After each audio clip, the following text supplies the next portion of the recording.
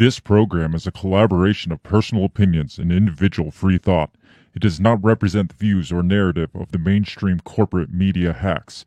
Viewer discretion is advised.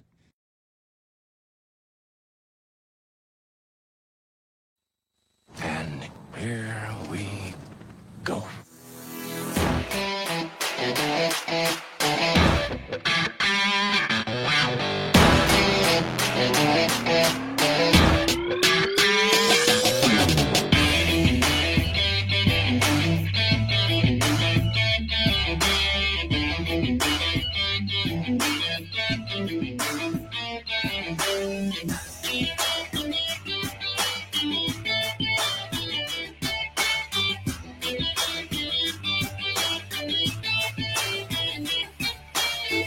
Live from the bell tower, taking a stand for your rights, your liberties, and all the bullshit in between. You're listening to Break the Bell Podcast. Ah, shit, ladies and gentlemen, we are live. This is the Break the Bell Podcast. It's Monday night, and I am without Bill, so I am joined by the illustrious Dan Smots of the System is Down podcast, which, he was like my last choice, but here he is.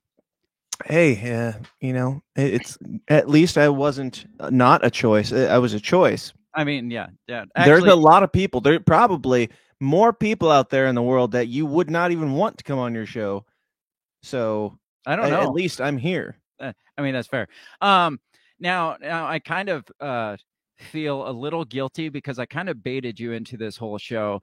I had to kill my intro music early because it's hard to control you and the intro music. So I'm kind of sad because the vibe just went away and died really fast. It's just like, we're here and dead.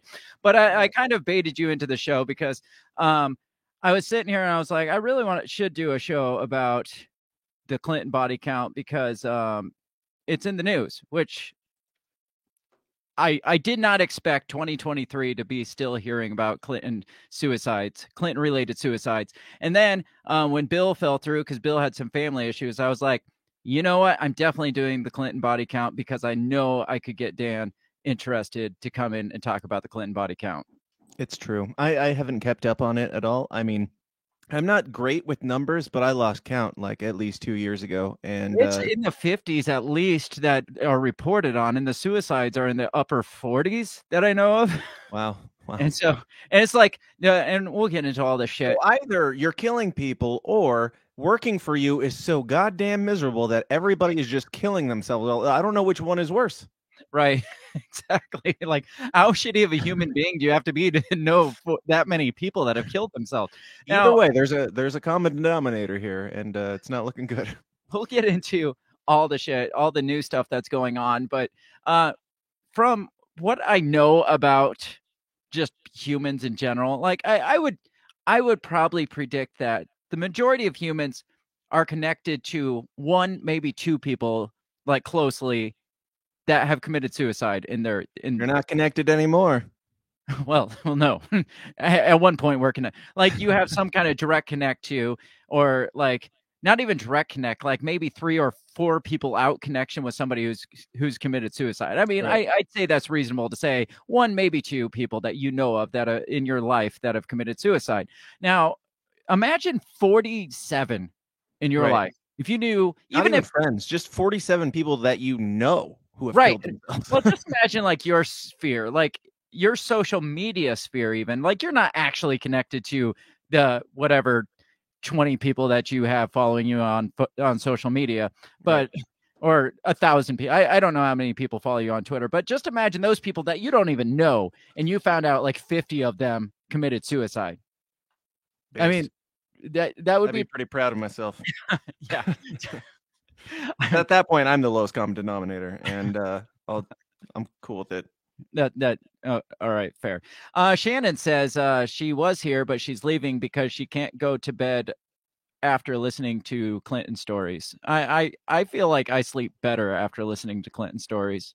Yeah, Sharon, just go to bed now and listen to us in bed talking about these stories. Yeah, put it on your ears and like subconsciously listen to it in your sleep. Yeah, then you're not listening to them before bed.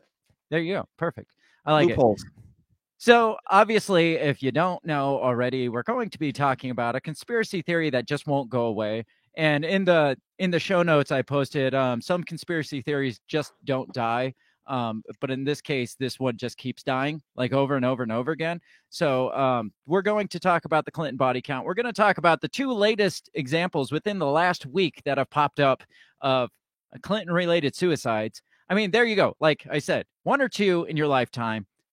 They had 2 news stories just in the last week of suicides related to them in a week. Right. And Hillary Clinton's not even like a prominent figure, like in any way, really. Like she comes out and gives a statement whenever Donald Trump does something, but that's about it. And she complains that he stole the election and stuff. But that makes me question: is Hillary making a comeback? Is she getting ready to run again? Is that gotta clear out some of those problem characters? Yeah. Start cleaning out your closets again, because it's been a while since you cleaned those skeletons out.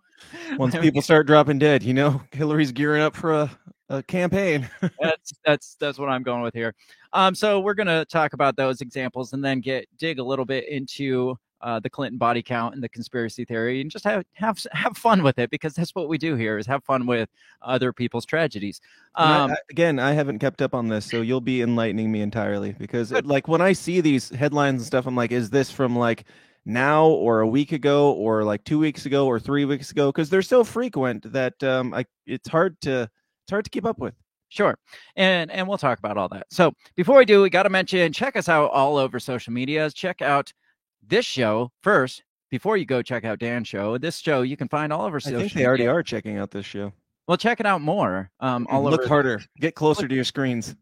If you are watching it and listening to it, like and subscribe and share the shit out of it, because that's how we get our names out there and get on more lists, and maybe eventually end up on the Clinton list. I mean, is that how that works? That's my goal for this show, is to end up on the Clinton list. So how many likes and shares and subscribes does it take to get on the Clinton list? I think it takes 1,000, just 1,000. That's all. That's not bad. no, the bar's pretty low. But I'm nowhere near that. So they're very welcoming and inviting to anybody who wants to be on that list. Yes. So you can find us at our handle, which is at Break the Bell Pod, all over the social medias, or you can find links to that at breakthebellpod.com. You can also find links to our awesome merch store, where you can get incredible merch such as these, like those are tiny shirts. Those are tiny shirts. Like the I Won't Eat Your Bug shirt, the We Are Not Your Pawn shirt, and some logo merch, some cups, some all kinds of shit. So go to breakthebellpod.com, get access to that, and buy stuff and be awesome like we are awesome. So otherwise, check out Dan at the System Is Down podcast when you're not listening to this. Otherwise, I'm ready to just get right into this if you're ready. Oh, you get like 5 minutes of plugs, and I get, hey, check this out sometime, and all right, let's go. You get plug time. All right, go ahead and plug. Right, I'll give you plug time at the end, but I don't know how long you're going to stick around. So I don't know how long anybody else is going to stick around either. You might as well give it. Systemisdown.tv or at TSIDpod on Twitter, and that's good enough for now. That's almost exactly what I said. Twitter's better, but you can find all the links at TSI or the systemisdown.tv. All right, I'm going to get into this intro video, and then when we come back, we're going to talk about the Clinton body count. We'll be right back. What did you say? You talking to me? What the heck are you talking about? What did you say? What did you say? What did you say? Are you talking to me? Are you talking to me? Are you talking to me? What are you talking about? What are you talking about? What are you saying? What did you say? Are you talking to me? Well, maybe he was talking to me. What'd you say? Talk to me. What in heaven's name are you talking about? Talk to me, baby. Did you just say? What did you say? You listen to me. Are you talking to me? Are you talking to me? What the hell are you talking about? Who are you talking to?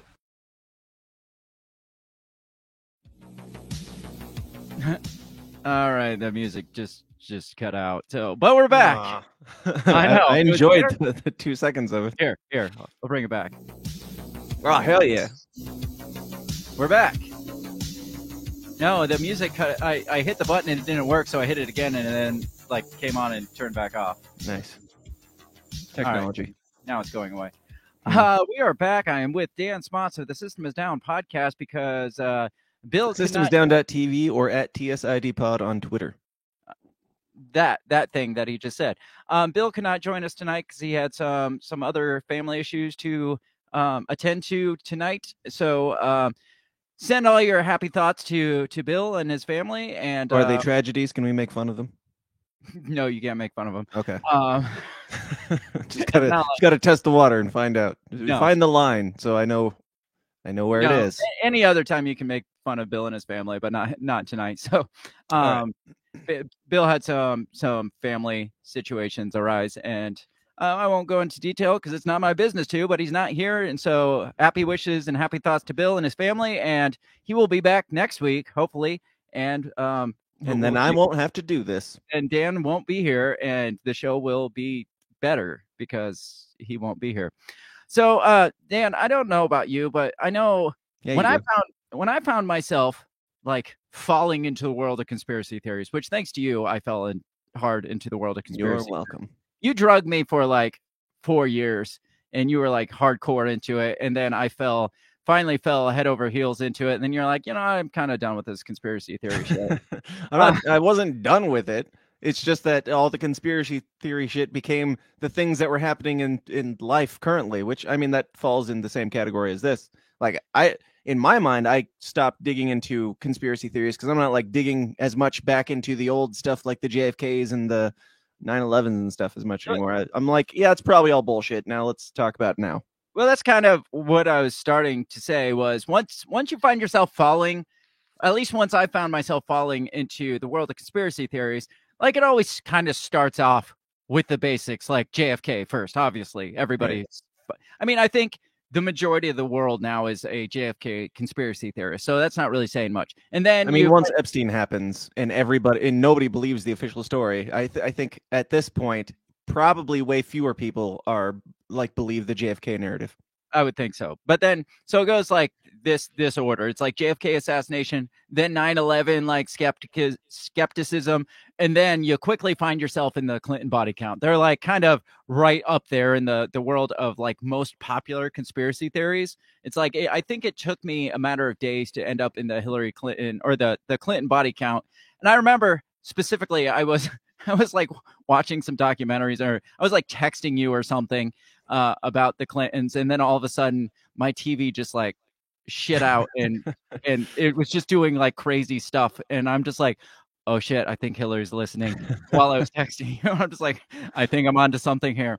So like the Clinton body count conspiracy has kind of become a euphemism of sorts for conspiracy theorists. Like the phrase 2 shots to the back of the head, suicide style, that's like straight from the Clinton body count. Like, right. Like you can't think of conspiracy theory suicides without thinking what, like 2 shots to the back of the head. And then you find yourself realizing, oh, this is the Clinton story. Like that's where it derives from. Or they even have their own verb, like basically getting Clinton or getting Hillary Clinton or whatever, it like suicided. So it's interesting to me that they have their own, this power couple has their own genre of conspiracy theories.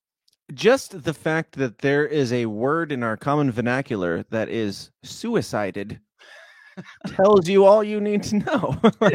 And really, if you know that word, you know that it probably stems to like wherever that word comes up, it probably has something to do with the Clintons. Because like, I don't know. I mean, like the CIA, sure, you could say the same thing, but like there's not any prominent figures in our modern day culture aside from the Clintons that the word suicided comes up in context with. Yeah, or just like you connect the dots, and as soon as you hear suicided, it's like that's instantly where your brain goes. Or if you hear the word Clintons, your brain goes to suicided. It's like they're synonymous to each other. I mean, that might just be our brains, but yes. I mean, other than the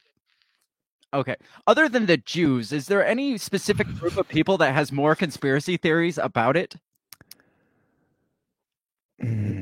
CIA maybe, but like down to an individual level, like 2 individuals, there is literally, I don't think there's anybody. Who are the 2 Jews, Craig?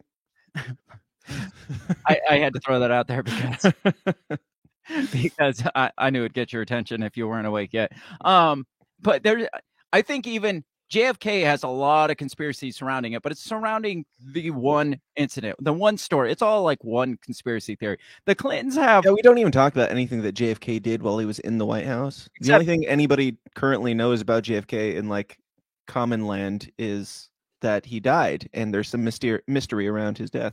And maybe Marilyn Monroe, fucking Marilyn Monroe. Those are like maybe true. the only two things you know.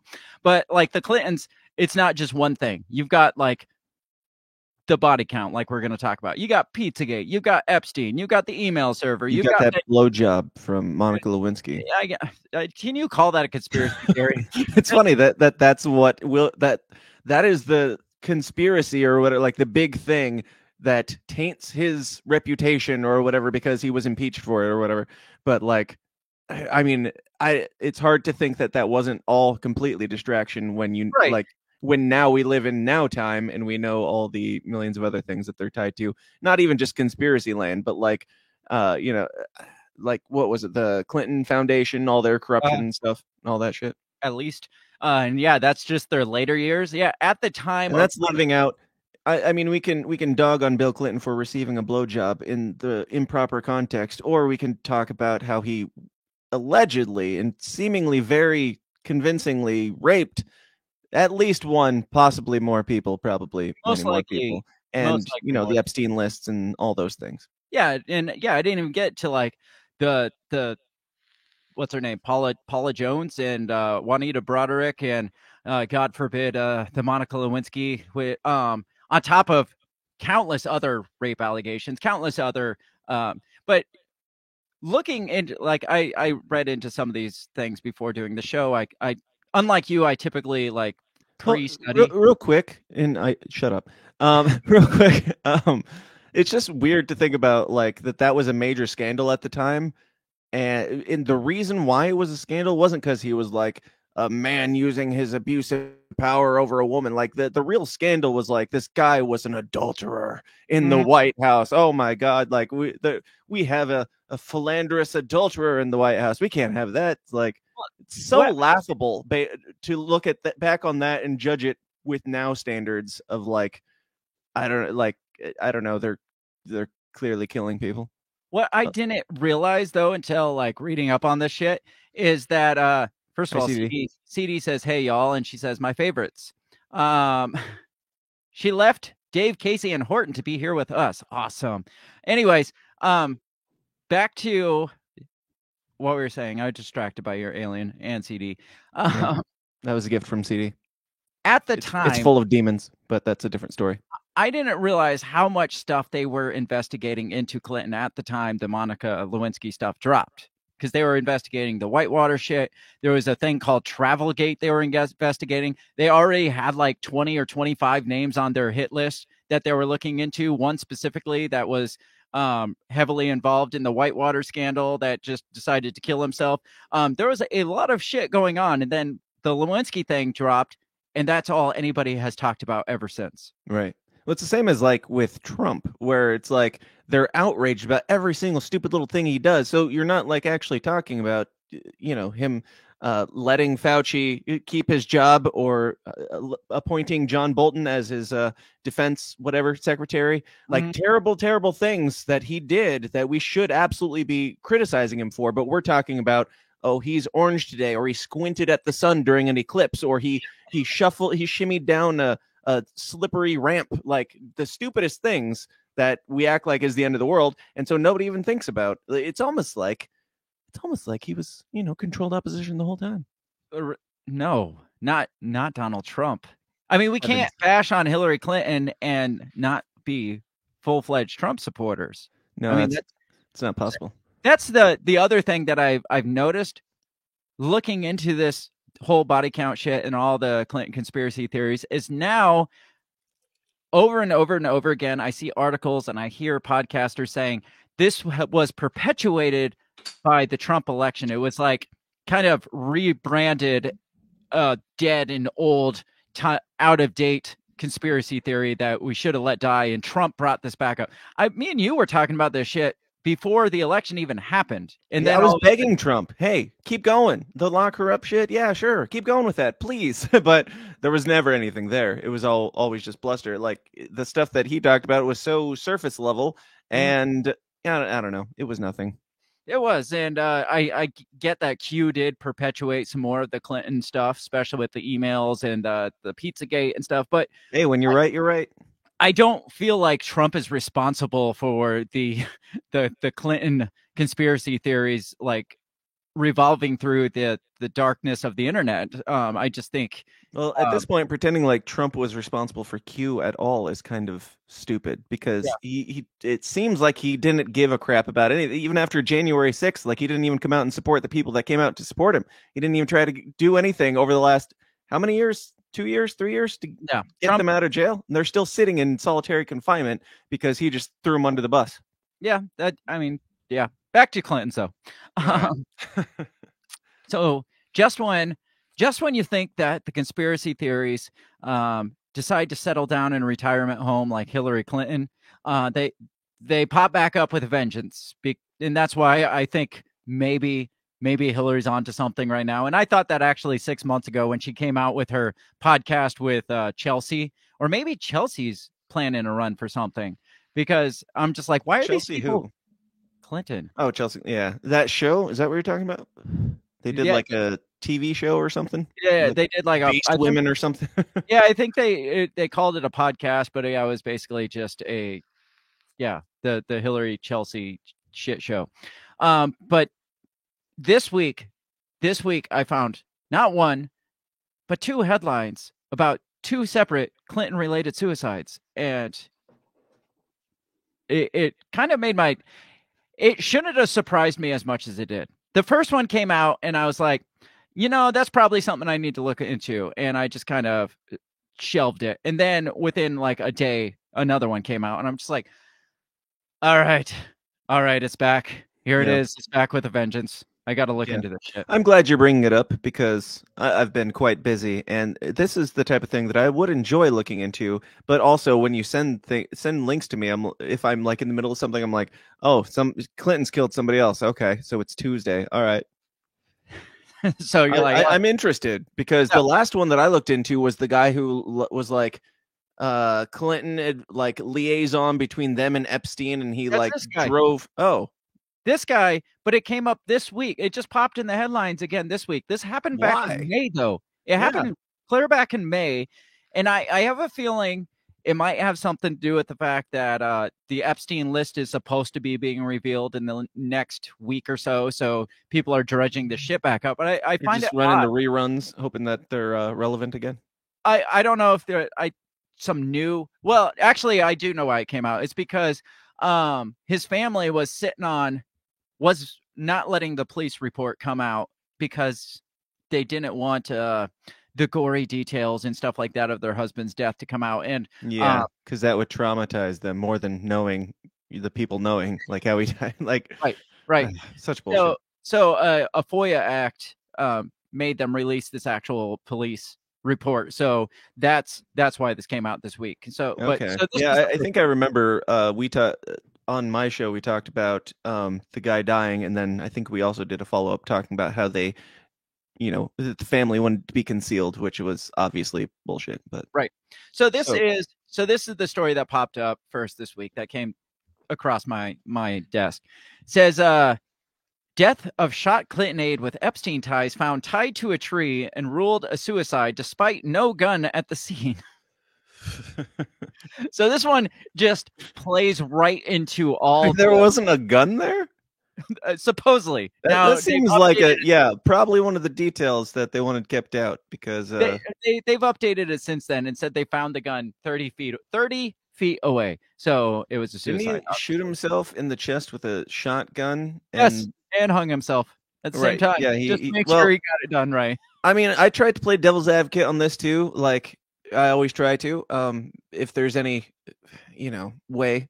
And this one was weird, but that wasn't the weirdest part. Like the way that I could see justifying that or explaining that is he wanted to shoot himself and he wanted to make sure if he missed or something went wrong that he still died because he was that done with life.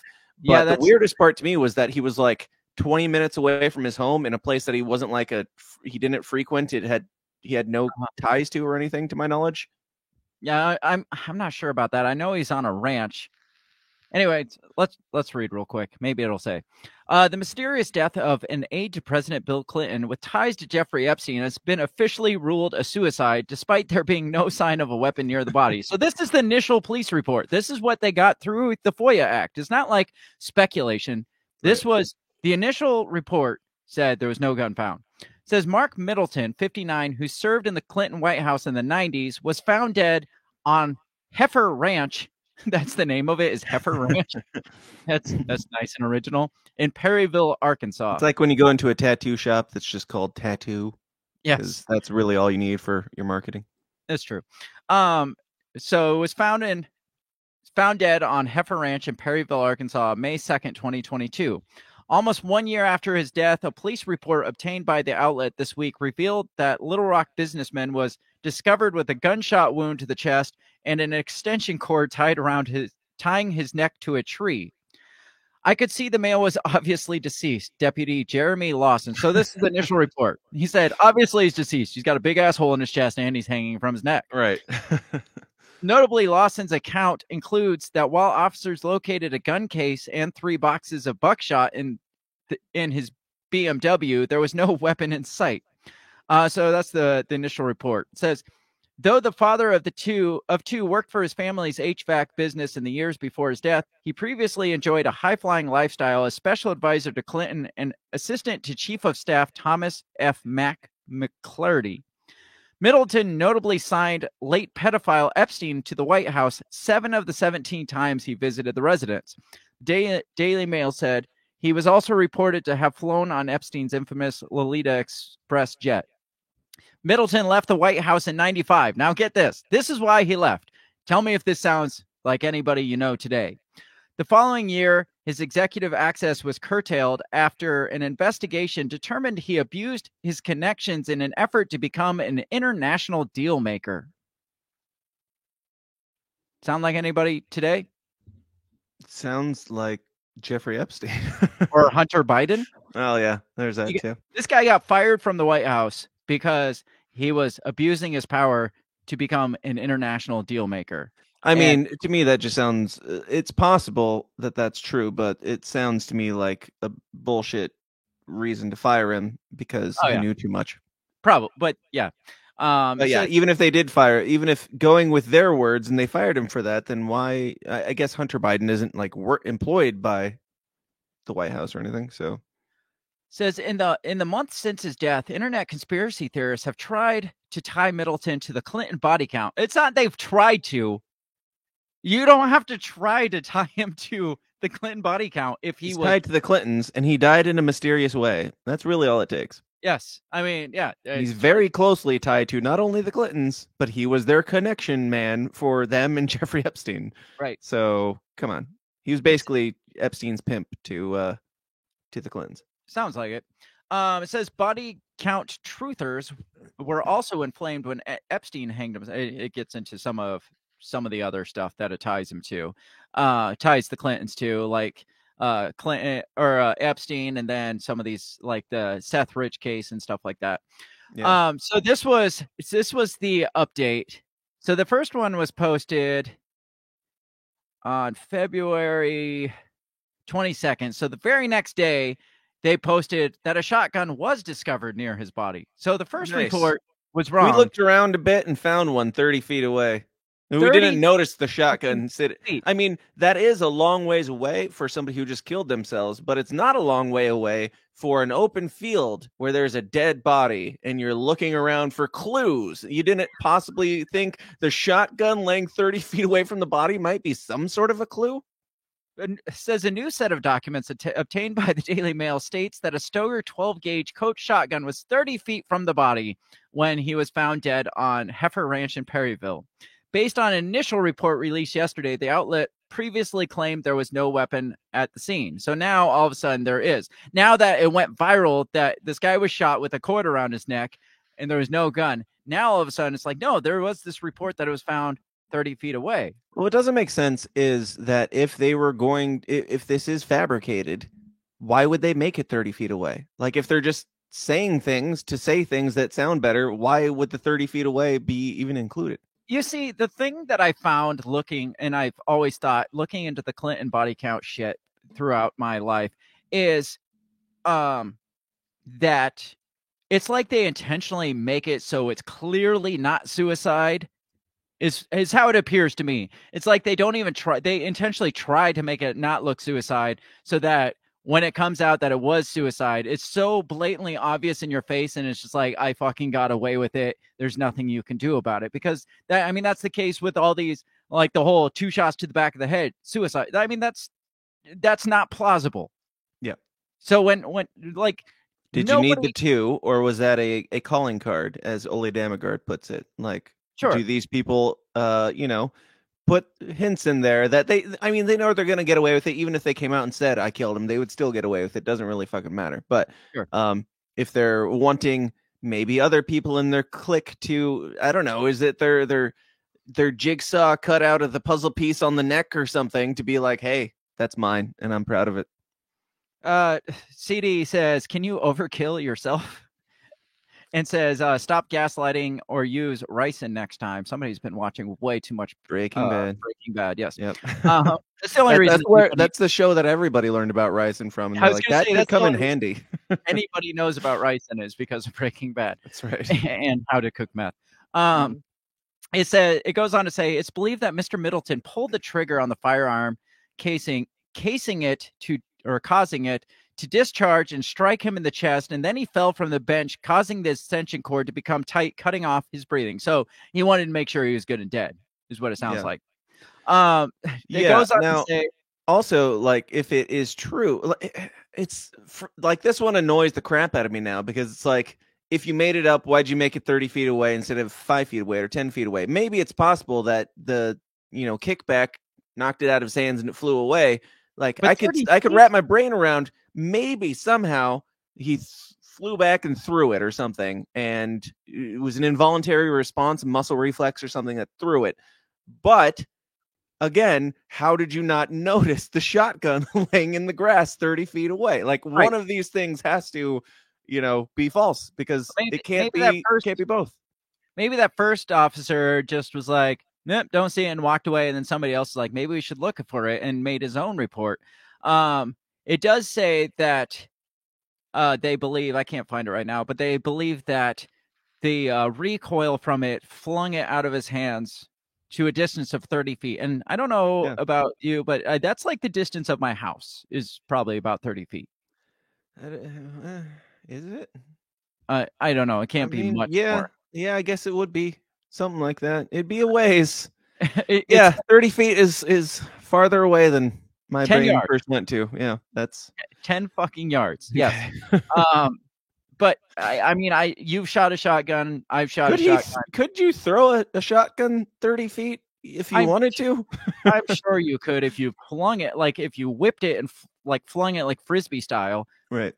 But man, that thing's got to have some serious kickback to the chest to fling 30. I don't think he was worried that much about kickback at that point. Maybe. Yeah, no kidding. Maybe. I mean, it doesn't really say the terrain of the land. Maybe if it was like on top of a hill, maybe it rolled like. Maybe it had wheels on it. Yeah, maybe. I don't know. A lot of speculation here. Well, I think we're trying way too hard to prove that this could be possible. I mean, I autistically try to find what we could possibly be missing, because yes, it is crazy to think that public figure and former first lady and presidential candidate and this and that, it's absolutely absurd. The people who say it's crazy to think this, they are correct. Now explain to me how the shotgun gets 30 feet away and also they don't notice it the first time going. And on top of that, usually when people commit suicide, they're not thinking real clearly. They're not thinking really like in a problem-solving matter. Right. Like usually it's more emotional driven than like analytically driven. Like I don't know too many people that have killed themselves and they're like, well, in Let's have a case backup this plan. happens, yeah, in case I'm going to stand on a bench with a rope around my neck or an extension cord around my neck and then shoot myself in the chest so that when the kick happens, the bench falls over and then I drop down and choke. Like, that's really... I mean, good on him for having the foresight. He's probably a Boy Scout. He came prepared. Sure, but usually the emotional side and the analytical side don't really play hand in hand that well. This time, apparently, they were just right on cue with each other. It's like both the left and right hemisphere of his brain were just in sync, and they were just determined to make this. Oh yeah, he had the logical and the creative side in sync. Like, how can we pull this off and make it look sexy? I mean, it did, and maybe he was just like, I'm going to drive conspiracy theorists nuts with this suicide. Maybe that he's like, I've read all the stories. That's how I feel about John McAfee's death. Like, there's a part of me that thinks that John McAfee did actually kill himself. Most of me doesn't think that he did, but there's part of me that thinks that he did because he's like, hey, I'm going to spend the rest of my life in here. I would rather off myself. And I've said so many times that I never would. So now my legacy will live on forever and ever. And these conspiracy theorists will always remember me as a icon because I did not, wink, wink, kill myself. I mean, in a way, isn't it like immortalizing yourself? Yeah. Isn't it kind of like Elvis is dead? Like, Elvis has never died. And he died, 40 years ago. And Kurt Cobain's never died. Tupac's never died. Like, Michael all Jackson, these people have immortalized themselves because of the weirdness surrounding their lives and their deaths. So, I mean, in a way, it's genius if you don't want to live, but you want to keep. I mean, frankly, if John McAfee did kill himself as like his final major troll, I have infinitely more respect for him than him being suicided. All right. I mean, that's awesome. That's like dedication to the troll, where you're like, I'm going to I spent my life just trolling the hell out of the system. And these people, these scumbags that have been making my life hell my entire life, my followers will never let them live this down if I killed myself. Yes. It's awesome. I will live forever. So that was, like I said, the 22nd or the 23rd. Was it the 22nd or the 22nd was the first report. The 23rd was the second report. So the next day they came out and like, no, there actually was a gun. It was just thrown 30 feet away. Then on the 24th, a new report comes out and says another former Clinton associate is dead of apparent suicide. So within 3 days, we have not even whispers, screaming of Clinton related suicides within 3 days. And that's when it gets weird to me, because it's like almost like they were building up to this one by we gotta get rid of that one and give the people what they're demanding with the FOIA and all that shit, because this one's coming down the pike. Right. It's like this is almost a year old story. They drudge it back up for 2 days, and then this one or the last one? The last one, yeah, it happened back in May, almost a year ago, and they're like, we got to spend 2 days talking about this, leading up to this next one. Hey, I need to refill before we get into this next one because it's more interesting to me because I'm not familiar at all. So, all right, fair enough. Go. You do what you got to do. I'll be right back.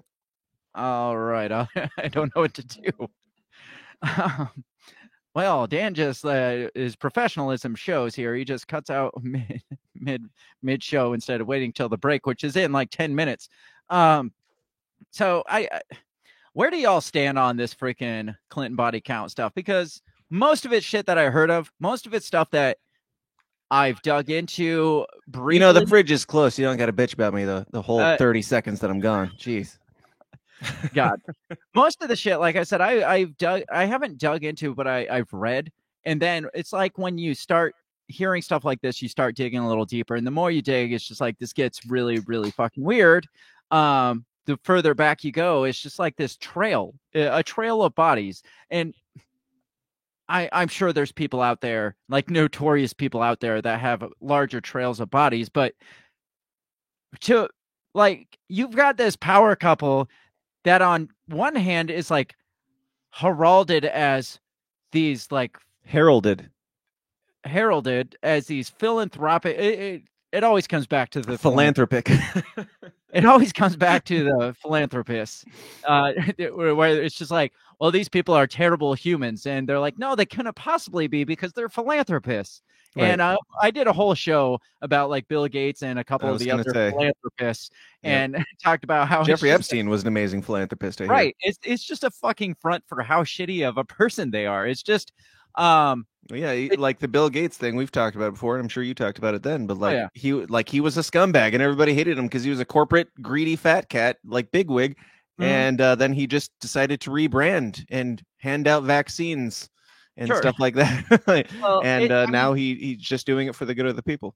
It's a tale as old as like corporatism, because like that's how Rockefeller rebranded. He was like one of the robber barons, quote unquote, and then all of a sudden now he's heralded as one of the most, like, the biggest philanthropists of his day. So I mean, to me, when I hear that somebody's a philanthropist anymore, it's just like that person's a fucking criminal. So you're telling me you're a pedophile? Basically, yes. I'm not saying all philanthropists are pedophiles, but all pedophiles are philanthropists. That's true. So this one, don't misconstrue that either. I'm not saying I'm saying philanthropists in quotes at the end of that last one. Obviously.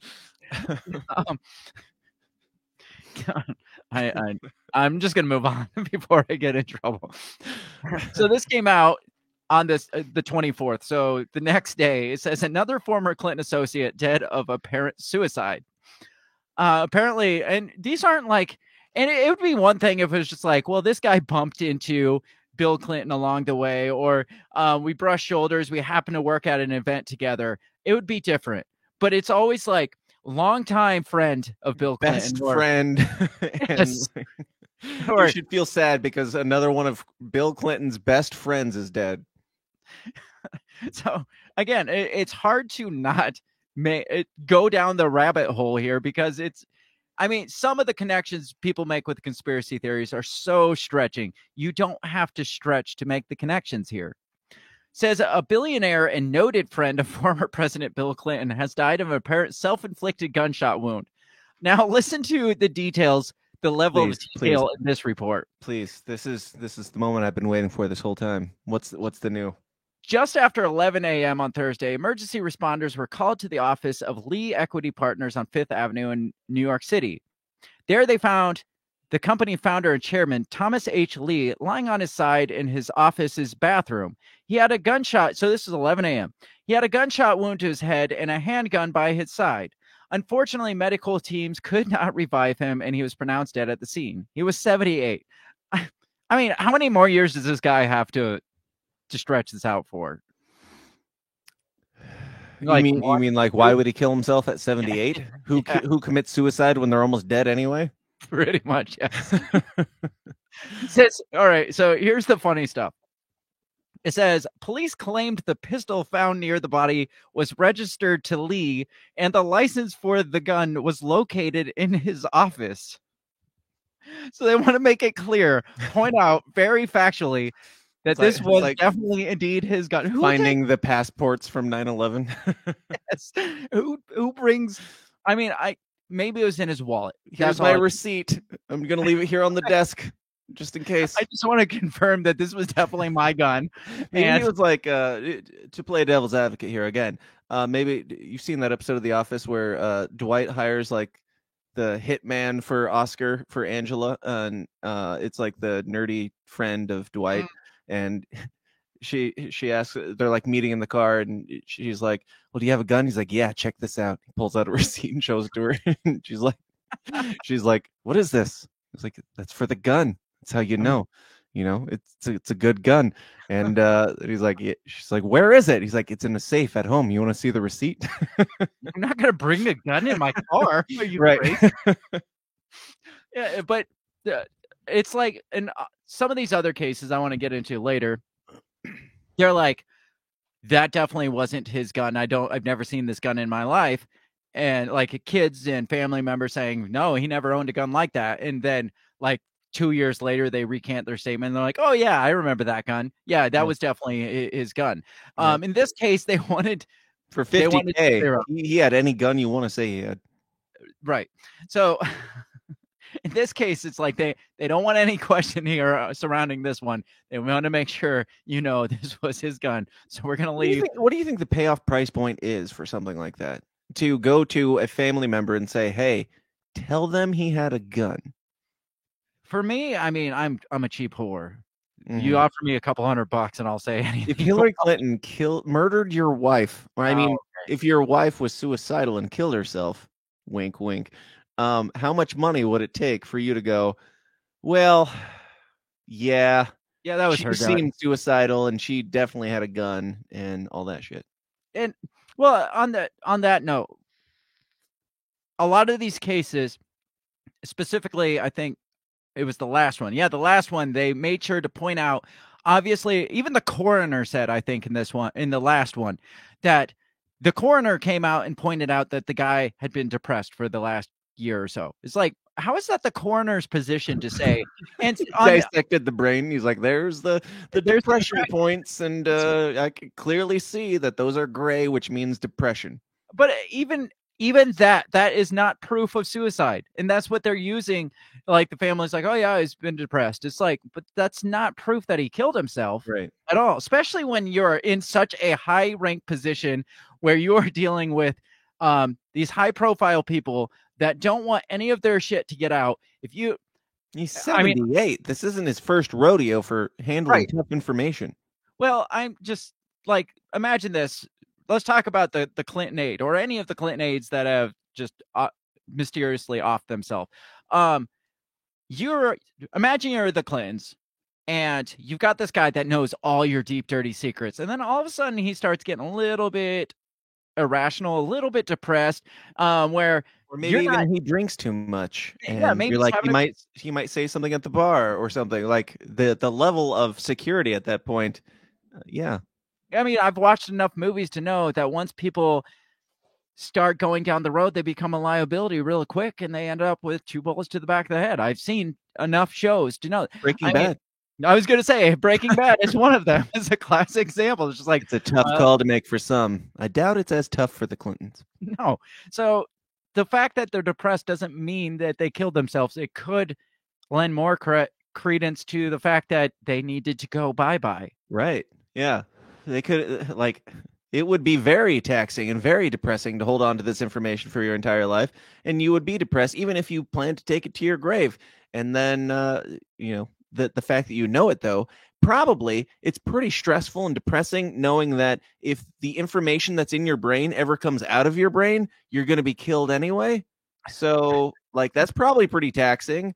And knowing that, that I gotta wonder, the people who work in these positions with the Clintons, do they know about the Clinton? I mean, they know about the Clinton body count, right?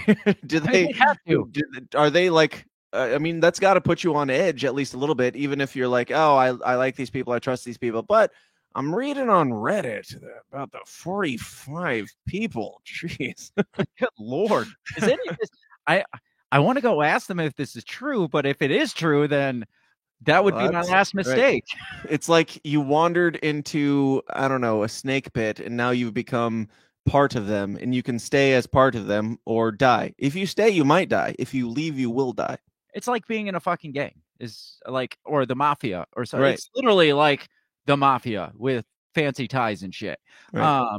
Because it's like once you're in, even if you didn't mean to get in as deep as you did, you're now in and you're not getting out. Well, if you do get out, it's in a body bag. Once you cross the knowledge line, once you have the knowledge of good and evil, you cannot go back. Once you exit the Matrix. Right. Yes. There is no going back. It says Lee is perhaps best known for developing a business strategy known as leveraged buyout. In a leveraged buyout, a company borrows against assets of a company in order to buy that same company. So he sounds like a major dick, is what he sounds like. I mean, just the phrase leveraged buyout, without even thinking too hard about it, what it means, it sounds like it's probably corruption. But he was a philanthropist too. He says, I've been lucky to make some money. I'm more than happy to give some of it back. He donated $22 million to Harvard University in 1996.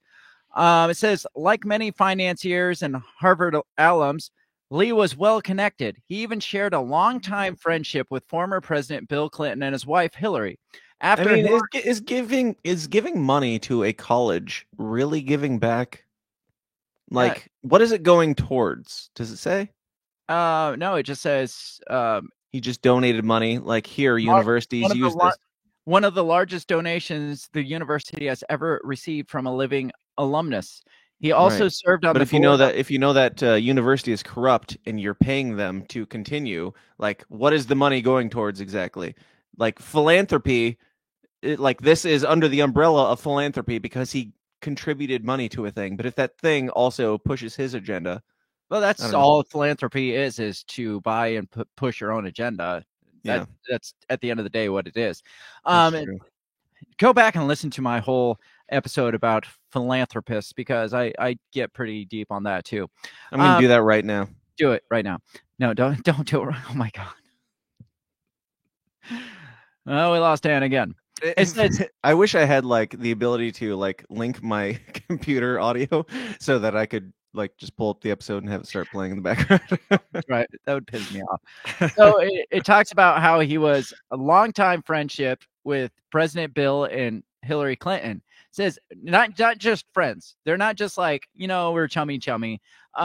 Apparently after her 2008 her unsuccessful nomination, her and Bill spent time at his mansion in the Hamptons to keep out of the public view. So they went and spent time at his place. That's how close and chummy they are. It's not, again, not stretching to point out the connection with the Clintons. Right. They hung out at his fucking house. Right.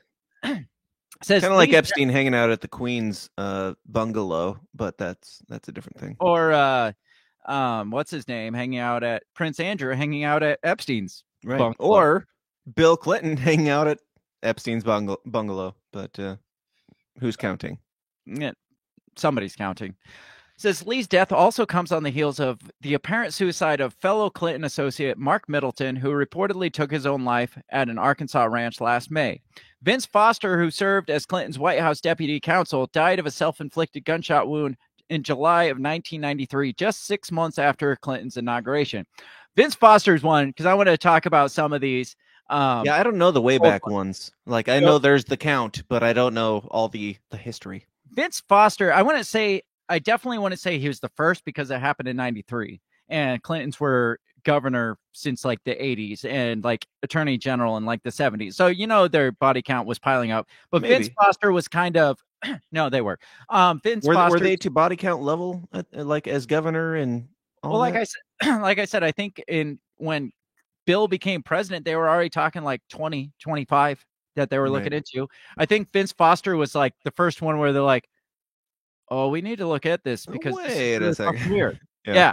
It was like, I'd say it was the OG of the Clinton body count stories, but it wasn't like the first. It was like where it was kind of the kickoff point where they're like, maybe we should start looking into this because it's getting really weird. And I'm going to talk about that. He was the linchpin for like, hey, that's enough. I mean, conspiracy theory only works for the first 23 suicides around you. Maybe by 24, people start going, maybe. Well, Vince Foster was like Hillary's best bud. They were like next door neighbors growing up and shit. And like, he like worked at the law firm with her and then they moved to Washington, D.C. with her. I'm pretty sure they were fucking. I'm almost positive they were. No, Hillary doesn't do dudes. We all know that. There's speculation that they were fucking. Crazy conspiracy theory. Yeah. I don't buy it. She's a lesbian, obviously. Obviously, she's a lesbian. Look at her haircut and her pantsuits. And her husband. So she allows to do whatever. It's almost time for me to take a quick break. But before I do, I wanted to just look at this comprehensive Clinton body count list, just in spirit of recent events. I want to. Do you have it like queued up so it plays like a credit scroll? Because that would be amazing. That would be amazing. But no, I can scroll it like a credit scroll. I'm just going to get right into the list. I'm not going to read the other details. So it starts with James McDougal, and I'm going to talk a little bit more about him in a little bit because he's connected to the Whitewater scandal, which is also connected to Vince Foster, which is like where this whole big mess in conspiracy theories all started. He was Clinton's convicted Whitewater partner, died of an apparent heart attack while in solitary confinement. he was a key witness in Ken Starr's investigation. So Ken Starr was supposedly what do they call him? The guy that investigates, that's like special counsel. He was the special counsel. He's basically tasked to take down President Clinton, and he did everything except for take down President Clinton. I'm Shocking. positive he was controlled opposition. Number 2, I'm not going to read. There's like 50 on this list, but there's a couple notable ones I want to point out. Mary Mahoney was a former White House intern, was murdered in July 97 at a Starbucks coffee shop in Georgetown. The murder happened just after she was about to go public with her story of sexual harassment in the White House. So this one is weird to me because they say she was killed because she was about to say that she was sexually harassed by Bill Clinton. Now, That's child's play. Right. The official story is that she was robbed at gunpoint and the guy shot her. She was a manager at the Starbucks. So she went from interning at the White House to a Starbucks manager. So that's the level of downgrade she took. Mm-hmm. But apparently there was a robbery and she got shot. So my question, though, is if she was really killed because of allegations of sexual harassment, why wasn't like Juanita Broderick or Monica Lewinsky or the Paula Jones, why weren't they all offed? Was that too public? Sure. Like, why are they still alive when they revealed so much more? Yeah. And nothing has happened to them. Yeah, I mean, I've had Juanita on my show, and she's an awesome woman, and I believe her. But also, yeah, I've wondered the same thing, and the same thing about like Alex Jones and stuff. Like, you can't say forever that you are going to die at any point. Like with Alex Jones in particular, like you can't say forever, like you're this dangerous character. It's like, and they can, like the CIA can do whatever they want, but you're still alive.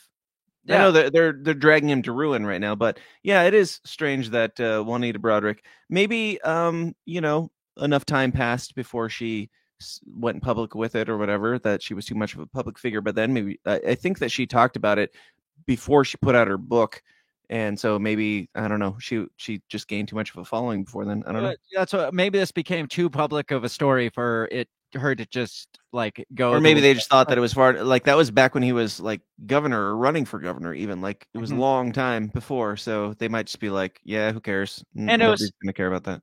It was long before the #MeToo movement, so right. They're probably just if we start killing everybody who claims that Bill Clinton raped them, it's going to start looking real suspicious. Well, then they're just like, okay, we got to start killing everybody. Vince Foster, that's the one I was talking about. It says former White House counselor and colleague of Hillary Clinton at Little Rock's Rose Law Firm, so the same law firm she worked at. He died of a gunshot wound to the head, and it was ruled a suicide. That one is very interesting. You'll want to stick around for that story, because that is the one that that one has so many more questions than the one with the guy that shot himself with the rope around his neck. Wow. Let's see. Scrolling down, I've got Ed Willie, a Clinton fundraiser, found dead November 1993, deep in the woods in Virginia of a gunshot wound to the head, was ruled a suicide. He died on the same day his wife, Kathleen Willie, claimed that Clinton groped her in the Oval Office in the White House. Ed Willie was involved in several Clinton fundraising events. So his wife comes out and she's like, Bill Clinton groped me. And then he's like, oh, I can't handle this news. And he goes and kills himself. The same day. The same fucking day. Add up to you? Yep. Yeah. I mean, that seems like I found out that my wife got molested by a presidential candidate, I would kill myself.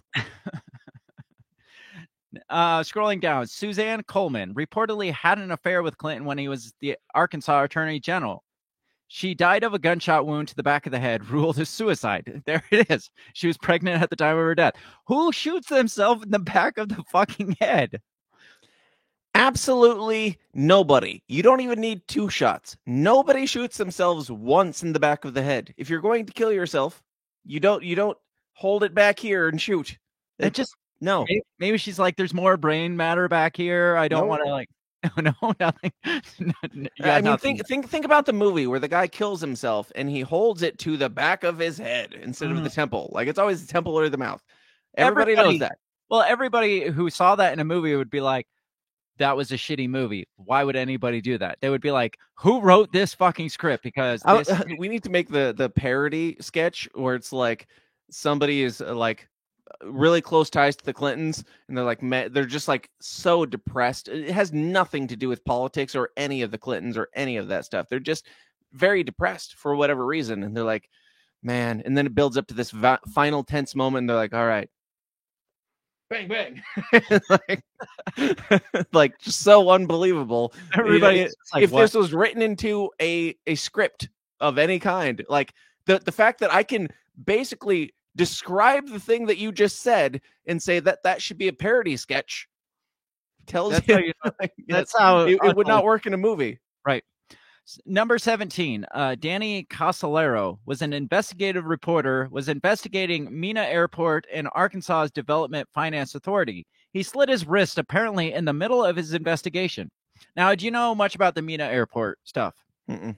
Like there's what's his name? Barry something. What? I can't think of his name. Coldwater. No, he was the guy that flew the planes. The Tom Cruise movie was written about him. He flew the drug plane in and out of Arkansas to Colombia. You know about the Iran-Contra affair, right? Minimally. Oh, my God. You suck. I know. So basically, the United States wasn't supposed to be supporting this war in Iran. So they were like, the CIA was like buying cocaine from Colombians and selling it into, and this also perpetuated the crack epidemic in the 80s. And then they were selling it and using the money to buy weapons to send to Iran. And this isn't like CD knows. Bring CD on. All this stuff, CD knows more than you. All this stuff isn't just specifically tied to the Clintons, because the Iran-Contra affair happened under Reagan and freaking Poppy Bush. So they're all tied in this shit. But the thing is, with Arkansas had some, I don't know if it's still like this, but Arkansas politics apparently was like synonymous with like corruption. Like there was an article that said you could literally, like somebody could literally take a giant bag of cash into a bank, drop it off to the bank manager, and he would dish it out evenly to all his tellers so it wouldn't like get flagged. Nice. It's like what you think of like good old boy Southern politics, where it's like I scratch my back, you scratch it. Like Arkansas was like the mecca of corruption. So these planes would fly in and out of Columbia into Arkansas, specifically this Mena Airport. And there's a lot of speculation to believe that the governor at the time was, in the very least, turning a blind eye to all the shit that was going on. And the governor happened to be Bill Clinton. And a lot of people surrounding this Mena Airport scenario happened to die as well. Huh. Including this guy, including this investigative reporter. He hit investigative gold in this story, and then all of a sudden he's just like, I'm going to cut my wrists and die in the middle of my investigation. Yeah. I'm on the breakthrough story of my career. I just can't, though, man. I just can't. I got Barry Seal. That's his name. Barry Seal was the famous drug plane flyer that he ended up like getting busted, and then he worked as an informant, and then he ended up getting shot by Colombians too. So he died too. Now, this one here, Kevin Ives and Don Henry, this is also connected to the Mena thing. Apparently, this was two teenage boys that may have stumbled upon an airport drug operation, and they all of a sudden smoked a bunch of weed, fell asleep on train tracks, and got ran over by a train. They both did? Yes. Now, a second autopsy. A second autopsy found that one had, I think, a bullet hole in his head, and another, his skull was crushed. Like before I don't know how they can tell if the train crushed his skull or something else crushed it before. So but one of them shot themselves on the train tracks? Well, no, this just came out later. They had the foresight to be like, I'm so suicidal. No, they tried to play it off as a train. Just like they specifically said they smoked too much weed, fell asleep on the train tracks, and I mean, you're talking about the age of a lot of weed, man. Yeah, this is your brain on drugs. You're talking about that era. Right. So, but yeah, later autopsies showed that they were probably killed, and there's speculation that they stumbled on one of these drug drops and they were killed because of it. And one happens to be like a former WWE star. I don't know if he's a star, but he's like a WWE guy. Was like, yeah, when I wasn't doing my WWE gig, I was a bodyguard for these drug runs, and I actually he supposedly has video proof of this incident happening. Well, he doesn't now. Well, I'm surprised he can't be real, or he'd be dead too. Oh, wait, I thought you were talking about one of the guys that died. No, I'm talking about a guy that supposedly witnessed it. He went on to be in the WWE, but on his off time, he was a bodyguard for these Colombian drug cartels. That kind of checks out, I suppose. Yeah, sure. If you're roided out. Number 33, I've got James Mylan was found. This one's great. Found decapitated. However, the coroner ruled his death was due to natural causes. Come on. What are the natural causes of decapitation? His head just fucking fell off. Sometimes you outgrow those. Does it say like what it was from? That's all it says. It doesn't even say how he's connected. Like down the list, it gets kind of short in detail. So this might be like a distinct connection that they're tying to it, but still, sure. He's found decapitated. I mean, natural causes could be like he was riding a horse and a tree took his head off or something. That's not natural causes, though. That would still be like there'd still be like something in like cause of death. I'm trying here. I'm trying to give the benefit of the doubt. It's getting real hard. in the death report, they'd say like blunt force trauma caused decapitation or something like that. I wanted to say natural causes. Right. And then scrolling on down, because there's like at least 50, it says 57 in this, but this is one of my favorites. And this one I'm sure you've looked into the most is Seth Rich, which is still nobody has any clues as to why he was killed or who killed him or what happened or why this up-and-coming DNC guy who may or may not have leaked the WikiLeaks files. So we don't know how he died? We know he got shot in the head twice in the back of the head. But he was the guy that Fox News was like, Seth Rich was the WikiLeaks guy. And then a couple days later, he got shot.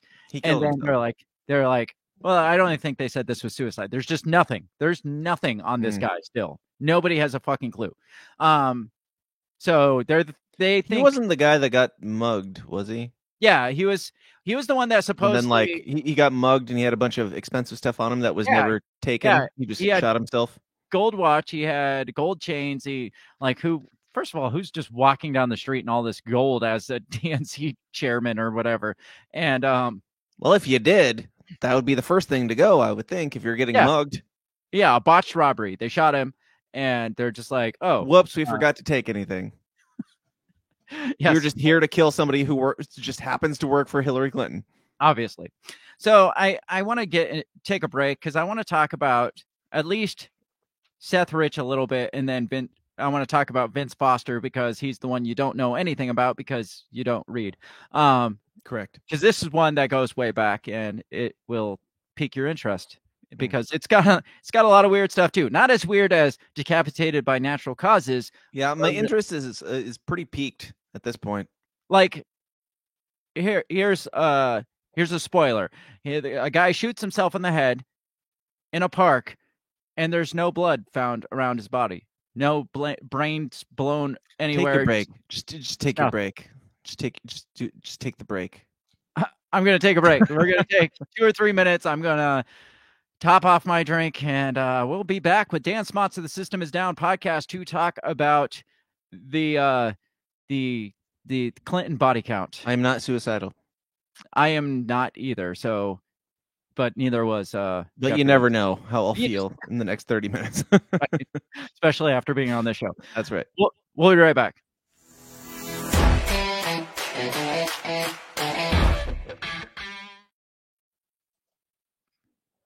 Have you ever thought that maybe voting, maybe all this politics constantly surrounding you is not the way to achieve freedom in your life? Hi, I'm Remso W. Martinez, and I ask myself the same question. That's why I'm on a journey to find true freedom in my lifetime. From learning about financial independence, to new ways to develop rugged individualism, to amazing guests living strange, crazy, amazing lifestyles that you've only thought might be real, but actually are. Go ahead and check out my new show, On the Run with Remso W. Martinez at the We Are Libertarians Network. You can find On the Run with Remster W. Martinez on iTunes, SoundCloud, Stitcher, Google Play. You know how the internet works. Come on down and let's discover how to achieve real freedom in your life together. Hey everybody, I just want to take this time to give a big shout out to the very first sponsor of the Break the Bell podcast. That is Goulash Media. They can be found at goulashmedia.net. Goulash Media specializes in graphic design, web design, audio recordings, video work, wedding videos, music videos, even political campaign videos. Goulash Media caters to the little guy with the big vision. You can check them out at goulashmedia.net. That's GOULASH media.net.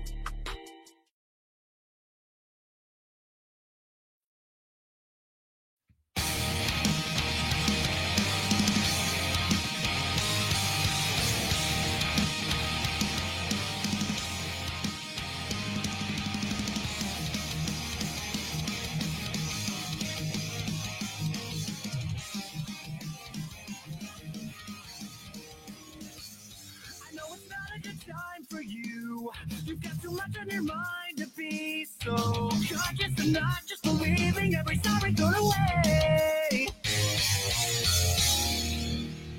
And it's about time we address the situation and begin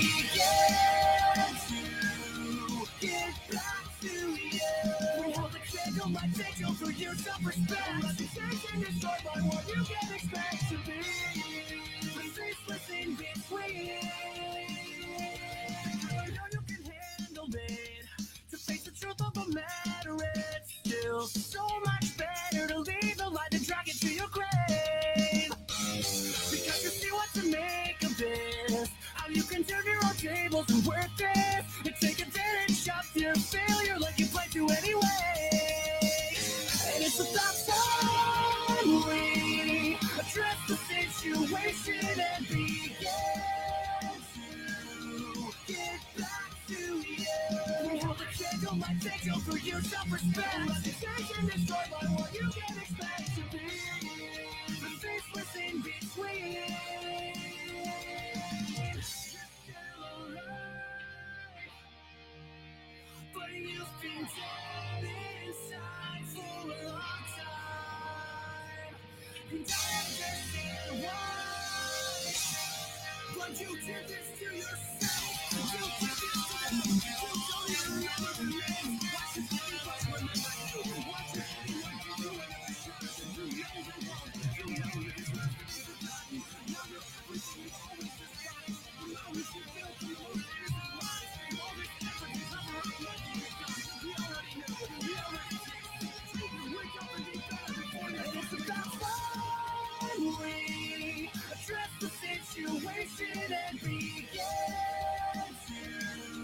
to get back to you. We hold the candle, my vigil for your self-respect. Reputation destroyed by what you can expect to be. The faceless in between.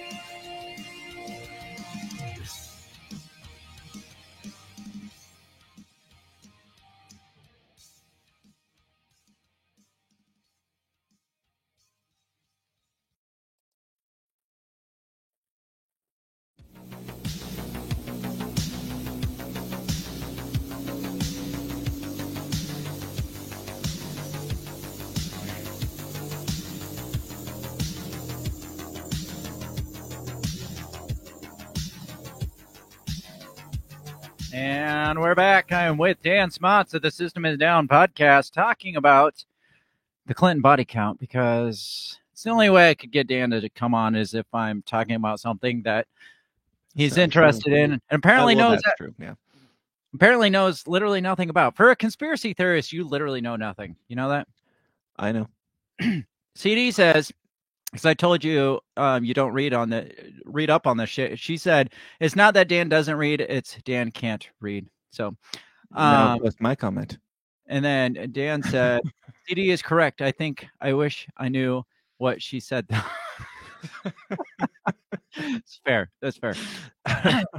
So what do you think of these? Also, I just want to point out that StreamYard needs to get their shit together, because I should not have the ability, that very tempting ability that every time you go on a break, I can unmute myself.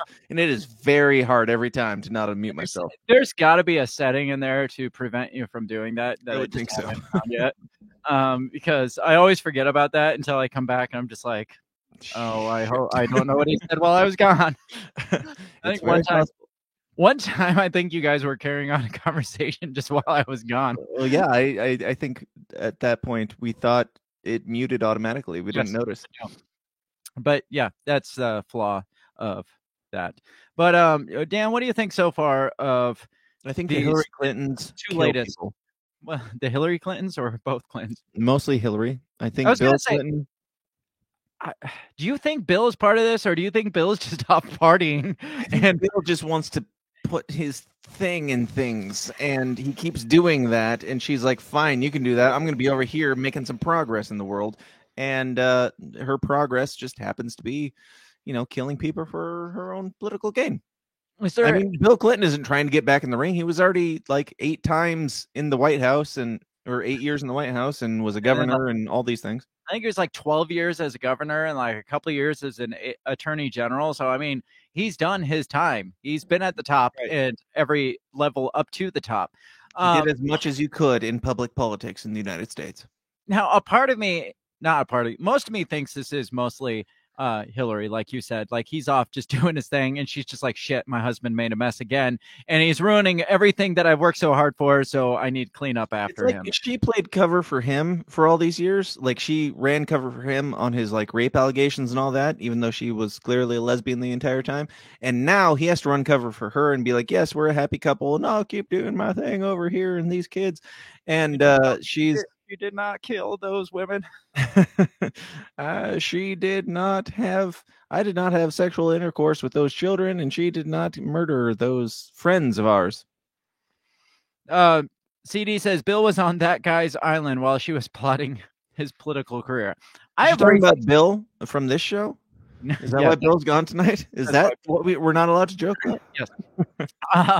Now, I have reason to believe that nothing political that happened in Bill Clinton's career actually was Clinton's doing, because he was just never there. He was just off getting it sucked while Hillary was actually running the show from behind the scenes. But the glass ceiling hadn't been broken yet, so they couldn't come out and say that she was actually the president, but she was actually running the show behind the scenes. It's possible. I mean, Obama's still president right now. Somebody's got to be president. Prove me wrong. Somebody's running this shit. That's why I said somebody's got to be doing it, because we know Joe Biden's not doing it. Obama, like, after he was out of the White House, in an interview, he was asked, like, if you could run for president, would you do it again? And he was like, I don't think I'd do it again in public, but I would love to be the guy who's like making the decisions behind the scenes and not have to be the guy who's taking all the crap for it. Dance, puppets, dance. Uh-huh. And here we are with clearly a guy who's definitely not making the decisions in the White House. A guy that literally looks like a marionette doll. A guy who also, coincidentally, exchanged friendship bracelets with Obama when Obama left the White House, and had a little pizza logo on it. But that's just normal. Old politicians exchange friendship bracelets? Yeah, apparently, if they're as good of friends as racist Joe Biden and Barack Obama, who he was serving under in the White House. Yeah, they had their little sitcom that they shot 2 episodes of, and then they exchanged friendship bracelets. It's hard to not be friends with a guy that is so articulate for his kind. Yes, for his kind. Absolutely. He's one of the clean ones, according to Joe Biden. Good God. Now, way off topic. We got to get back here. I want to talk about Vince Foster, which was one of the OG publicized Clinton suicides. But before I do, we got to have a little bit of a backstory to know kind of what he was dealing with before his mental state, his depressed mental state that he supposedly went through before killing himself. Because he was, have you ever watched House of Cards, which I'm almost positive is loosely based on the Clintons' life? I've had so many people chastise me for having not watched House of Cards based on my interests. Good God, man. And I've been meaning to, and I will. You should. Anyway, he seems like he was the guy that was always kind of like, at least on paper, cleaning up the Clintons' mess, because he was always there, and he was always like at the time of his suicide, I think he was in charge of making their tax records look good after Whitewater, which is what the backstory I want to tell is Whitewater. Have you at least heard of Whitewater? I have heard of it. Okay. Now Whitewater, I experienced it on some rapids while I was rafting in the water. I can't even think of a location right now. That's it. That's the scandal. They went whitewater rafting.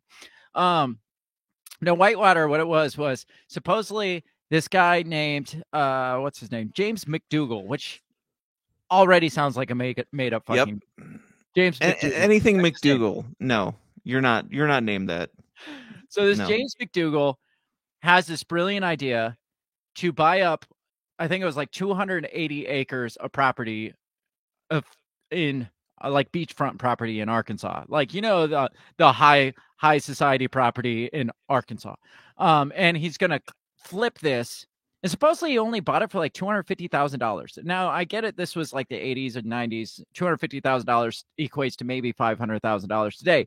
But for 280 acres, what can you buy for even $500,000? Right. Now the whole scheme was not really scheme. The whole plan was to buy up this 280 acres and break it up and build these vacation homes and sell them for buku bucks to these rich people and make a killing off of this 280 acres. Now, Mr. McDougal, which is totally not a fake name, very real, came to the Clintons because he was kind of associates with them. And he was like, you know, you don't even have to invest in it. Like, you don't have to invest a dime into this. We just want your name on the loan pretty much. Yeah. And you'll be a partner in this. And it's like, how many people do you know where it's just like, you want to go in on this with me? You don't have to spend anything.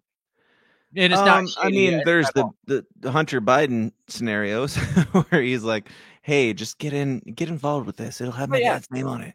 Now you got to realize he was already like governor at the time. He's already in politics at the time. So having his name on it was probably co-signing on this loan as the governor of Arkansas was probably a pretty big fucking deal. Right. So it's the same thing. Like if you read the Laptop from Hell, a lot of the negotiations, according to that book, seem to be like Hunter just using his dad's name for what, like his dad doesn't really care. He's like begging his dad, meet up with this guy, meet up with this guy, meet up with this guy, because he knows that just he can utilize that authority figure power of the name of Joe Biden to do the thing. So yeah, Bill Clinton doesn't have to have anything to do with this stuff. It just has to like take the check and put his name on it. Now, on top of that, this McDougal guy apparently formed his own bank to kind of fund all his ventures. But he needed to get money from another bank to fund his business ventures. He had all kinds of business ventures. This is very long story short. So you got to really dig into Whitewater because it goes pretty deep. But anyway, apparently he tasked Bill Clinton with putting pressure on the bank to loan his bank $300,000 to loan to their business venture. So that's kind of where the Clintons, at least in the very least, the Clintons fall into this. Is he was using his clout as the governor to pressure these banks to invest this $300,000, which doesn't sound like a lot, but again, that's like $700,000 today, which sounds like a lot to me. I mean, yeah, but for like people that are now for corrupt people, it's not a lot. But I mean, let's keep it in perspective. Like swindling somebody for $30 is bad, and $300,000, I can't even imagine what that looks like. So at the end of the day, the economy went into shit about that time, and nobody was buying vacation homes. So this business venture went belly up, and they quote unquote lost their $300,000. Now, how much do you bet that $300,000 never was intended to go there, and they just laundered $300,000 and just made money from nowhere and pocketed it and tried to walk away with it? I'm all in on that bet. All 100%, all my chips. Now, these guys, the Clintons specifically, are people that they touch something and it turns to gold. Apparently, Hillary, when he first took office, she's like, we don't make a lot of money in public office, so I need to find ways to, kind of subsidize our finances. So she started investing in cattle what do they call it? Cattle futures, whatever the fuck that means. She invested $1,000, and within the first year, Like she turned that into $100,000 college scholarships for young cows. for young cattle. Yes. Whatever it is, she invested initially like $1,000 and flipped that into like $120,000 within a year. Nice. Now people have said 1 in 1 trillion people would be able to make that much off of an initial investment. Yeah. Again, it's like what kind of fraud games were they playing back in their early days? And if It's the same as like Nancy Pelosi stocks that people follow to see where the corruption is, so they can invest in the same corrupt places. That's Right. a thing. Like, how do these people, like these public servants who make, I don't know, $50,000 a year on their annual salary, end up being these like multimillionaires? they It's don't very have strange. they don't have any influence on where the markets go by any stretch No. or anything like or any regulations or anything. Nope. But so like I said, they seem to be people that they strike gold whatever they touch. So to invest in such a poor decision like this Whitewater thing that just went belly up and they all lost like $300,000 in taxpayer money, it seems like there's more likely just a scandal or money laundering. And It's not more likely. It's like 99.999% likely. Yes. now they went and really investigated hard in this whole thing, especially more so with this McDougal and his bank and defrauded, because he went on to defraud a bunch of other stuff after Whitewater. And so everybody connected to Whitewater ended up in jail except for the Clintons, who obviously knew nothing about it and had nothing to do with it. So they're scot-free. And at this point, he's now President Clinton is when all this stuff kind of went down. And I can't remember. I think Kenneth Starr even was digging into that. Kenneth Starr was into all the Clinton affairs and somehow was never connected them to anything.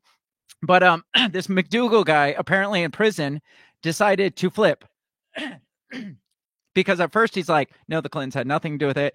And no, they didn't pressure this other bank guy. This is all on me. And then once he went to prison, he decided to write a book and also supposedly, I think, testify to a grand jury that no, the Clintons are full of shit. And they did do this, but he suddenly died of a heart attack in prison before cross-examination. So none of it is admissible in court because there was no cross-examination. Bummer for him, not for Hillary Clinton. Yeah. And even the article from 1994 was like, this takes a lot of the pressure off the Clintons legally. It's like, and he had a history of was he vaccinated? He had a history of heart disease and like clogged arteries and shit. So I mean, obviously it was a heart attack conveniently right at that moment. So I mean, again, nothing to see there. It's possible. So that's this McDougal guy. He's dead. One of their early on business partners. That brings me to this Vince Foster, which is the crazy story, because Vince Foster was kind of their paperwork, kind of like their accountant. He was responsible for making their tax papers look on the up and up after Whitewater. Look clean and still make money? Yeah, basically, yeah. So I got this article about who was Vince Foster. This is dated in 2021, so it must have came back up in people's minds after a while. I don't know why. Yeah. Says Vince Foster was an American attorney from Hope, Arkansas. He served as deputy White House counsel during the first 6 months of the Clinton administration. Now, another thing you got to know about Arkansas politics is it's total, like, more cronyism than the majority of American politics, which is saying a lot. Like there was one called Travelgate, which is where when the Clintons took office, there's this section of government that's responsible for like booking flights and all this shit for the president. And they were like, oh, these people are misusing money. Let's fire them all. And then they brought in all their own people from Arkansas because they fired all these people. So it's all cronyism and nepotism at its best. Yeah. So this Vince Foster was one of them that just happened to be a good friend, good lawyer friend, and they brought him to the White House with them. Says he served as deputy White House counsel during the first 6 months of the Clinton administration. Foster worked under the White House counsel Bernard W. Nussbaum. He was a childhood friend of Bill Clinton and White House Chief of Staff Mac McClarty. While studying at Vanderbilt University, he served as part of the Arkansas National Guard during Vietnam. I don't care about that shit. Practicing mainly corporate law, Foster joined Rose Law Firm, which is where Hillary worked, and in 1974 became partner. As deputy counsel under the Clintons, Foster was tasked with vetting administration employees, preparing executive orders, overseeing international treaties and military force, and authorizing spending within the White House. So this guy also authorizes all the mismanagement of money and all the famous White House remodeling that Hillary Clinton did. He was responsible for authorizing that spending, among a range of other things. Foster was also involved in overseeing Whitewater tax-related returns, the failed real estate entity that saw their partners in the investment, Jim McDougal and his then-wife Susan, served time in jail on fraud charges and contempt of court respectively. So his wife, Susan McDougal, also went to prison. Supposedly, Bill was having an affair with Susan McDougal. Jim McDougal dies in prison. Susan McDougal got pardoned by Bill Clinton before he left office. Wow. Right? I mean, just like, come on. It says it says Foster would work long hours, 6 or 7 days a week, and was beginning to lose weight during his time as deputy counsel, supposedly. Now, his wife says he wasn't losing weight. He lost all his weight in Arkansas because he was on a diet, but they're trying to paint this picture that he was super depressed and stressed out, so he lost all this weight. Apparently that didn't happen, but this article says it did. In May of 93, the White House Travel Office controversy occurred when 7 employees of the White House Travel Office were fired and replaced by friends of Bill and Hillary Clinton, becoming the first major ethics controversy of the Clinton administration. Many of the employees were eventually reinstated in other jobs in the White House, and Clinton associates were removed from the travel roles, but Foster found himself at the center of several critical Wall Street Journal articles. Foster continued to struggle with criticism, weight loss, insomnia, and depression leading up to his death. What happened to Vince Foster?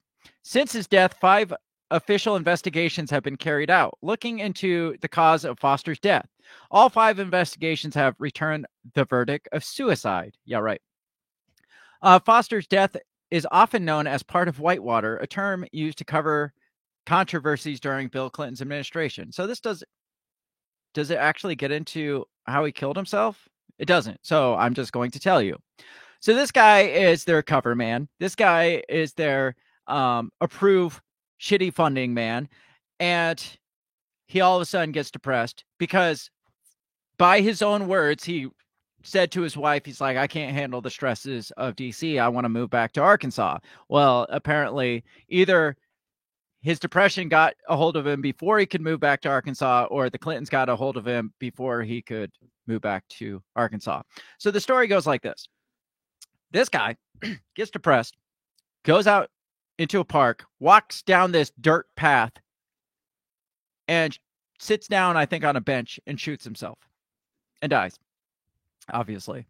I mean, that's the most believable story just in that aspect. That's the most believable suicide story that I've heard so far. The guy just, he was going through some shit. He sits down. He's like, done.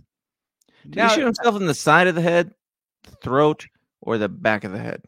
I think one of them was shot towards the top of the head. I'm not sure. Anyway, apparently there was 2 gunshot wounds in his head. But so the FBI. Derek Ambrose says, my money is he smoked too much weed. He smoked too much weed, fell asleep on a railroad track, and shot himself in the head. As you do. So it said that there were 3 separate investigations. One of them, at first, the FBI thoroughly investigated. Now, again, this guy walked down this dirt path. The FBI scoured his shoes like with a wire brush, looked at them under a microscope, found no trace of any dirt on his shoes whatsoever to indicate that he walked down this super dirt path. Like maybe he was married. Possibly, maybe. Now, the other thing the FBI report said was there was no blood found around the scene. Like nobody saw any evidence of blood. Now, at some point, Kenneth Starr gets brought into this because, like I said, Kenneth Starr was the takedown Clinton guy. He was the guy that pushed the Monica Lewinsky thing in the whole impeachment process, and we saw how that played out. Kenneth Starr decides to bring in this guy, this expert guy, to help investigate, who happened to help get O.J. Simpson off. He brings in this guy to prove that this was a suicide. So the guy who proved that O.J. Simpson didn't kill somebody is the guy who he brought in to prove that Vince Foster killed himself. Yes. Yes. Huh. Now, this guy comes on the scene. I'm sure he's legit. This guy comes on the scene. And first, think about the FBI things I said. They found no evidence of dirt on his shoes. Under microscope, after wire brushing his shoes, no evidence. This guy takes one look at the shoes and supposedly sees a smudge of dirt on the shoes that's clear to the naked eye. Just like, oh, guys, it's right there. You missed it. The FBI looked at this under a microscope. They missed this smudge of dirt on his shoe. He's like, it's right there. Problem solved. Case solved. Number 2, he looks at a Polaroid photo of the crime scene and it's like, look, there's blood splatter right there on that leaf. Everything goes out the window. So the question again, though, is like, if this was a suicided, if he was murdered and it was a cover up and a fake story, why would it come out that there's no blood, no dirt, none of that? Well, just whatever the initial. Now, interestingly enough, and this is just stuff I've heard from other podcasters and other stuff I've read. So I don't know how much of this is conjecture or how much of this is the actual story. A lot of this actually comes from a guy that was like an in-depth investigative journalist that wrote this long, in-depth book about this and how Ken Starr killed himself. I think he's still alive. But I don't trust him. So the first park policeman that arrived on the scene had never seen a suicide in his life. And he's the one that's just like, guys, it looks like a suicide. And since from that moment, it was obviously a suicide. There was no second autopsy done on the body, which is always the case in these instances, I guess. Most of the investigation was left the initial investigation was left to the park police, not the FBI to start with. And I was just the whole thing. Park police are forensics agents. Right. The whole thing was botched like almost from day one. And covered up, and it was just like a murder. There doesn't even have to be a payoff at that point. You can just be like, hey guys, we don't have time to get there. You take care of this. Like, we're not going to send anybody. Right. Like, you do it. And then they're like, looks like a suicide. I have no idea. There's never been anybody murdered in this park. Like, now, has there been any suicides in this park? I don't know. Other things I read said there was, in fact, 2 gunshot wounds, but that guy that said he found the dirt on the shoe and he found the blood splatter in the Polaroid said the other exit wound hole spot was just a blood splatter spot that they saw. It wasn't actually a hole. So obviously that negates that. Even if they said like, hey, we finally found a blood spot in this Polaroid picture, like, isn't the lack of a blood splatter more indicative of wrongdoing than finding a blood splatter at that point if he shot himself? That's what there's like. The initial investigation was like, guys, there's no blood splatter, there's nothing on his shoe, and this guy comes in and is like, no, there is blood splatter. Obviously this was a suicide, because if somebody shot themselves point blank in the head, there would be brain matter on the ground behind him, not just a couple dots on a leaf. Even if they found just a couple dots on a leaf. Well, blood splatter, like if he was murdered or if he shot himself, there would be the same amount of blood splatter. They're saying because there's no dirt on his shoe and there's no blood, that he was killed somewhere else. He was brought there and he was positioned. Oh, okay. And they're saying, which also makes sense. I think this guy was like laying perfectly down with his arms at his side and his head just like perfectly straight. There was no like contorted body or anything. The gun Okay, was so the conspiracy theorists think that what my initial response was, he was murdered and brought there, and that's why there's no blood. Okay, yes, I see. yes, that's it. And then he was positioned so perfectly, and the gun was in his hand, which, as we know, guns tend to fly 30 feet when you shoot yourself. So how is Naturally. the gun still in his hand? And this was the guy he had a black revolver in his hand, and his family for like 2 years was like, he only had a silver revolver. He never saw him with a black revolver ever. Gave this statement multiple times, and then all of a sudden, this comes up again a couple of years later, and they're like, "Oh yeah, I forgot. His grandpa gave him this old antique black revolver. We forgot our bad. that slipped our mind, and we just remembered." Whoops. And so, yeah, and apparently, the Kenneth Starr investigation took 3 fucking years to conclude. To say this guy killed himself, 3 years and like millions of dollars. Like, yes, on top of that, he's been buried for at least 2.5 years. On top of that, White House officials were allowed to go in and separate personal and business documents from his whereabouts and supposedly removed documents during the investigation. And like this one specific, I think, Whitewater document that they were looking for like 2 years, nobody had a clue where it was. It just fucking disappeared. Then all of a sudden it appeared at the White House, and it had Hillary Clinton's fingerprints all over it. Yeah. Nothing there, though. I mean, Kenneth Starr found no evidence that it was anything other than a suicide, obviously. And this was the guy who was dead set on taking down the Clintons. Mm-hmm. Checks out. Yeah.